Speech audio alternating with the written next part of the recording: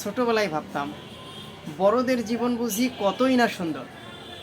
যখন ইচ্ছা যেখানে ইচ্ছা যাওয়া, যা খুশি তাই করা, এ যেন এক স্বাধীন পৃথিবী। কিন্তু বড় হওয়ার পর বুঝলাম স্বাধীনতার সঙ্গে দায়িত্ব আসে, আর দায়িত্বর সাথে আসে অগণিত চিন্তা।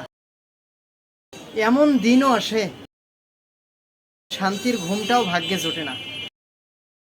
তখন মনে হয় সব থেকে সুন্দর সময় তো ছিল সেই ছোট্টবেলাটাই, যেখানে ছিল না কোনো ভয়, ছিল না সংসারের হিসাব, ছিল শুধু নির্মল হাসি এবং নিশ্চিন্ত ঘুম।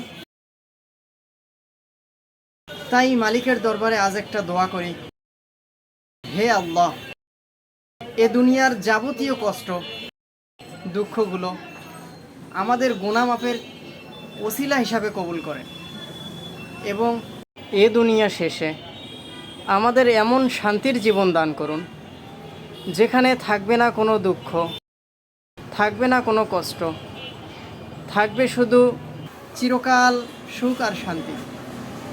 আল্লাহুম্মা আমিন।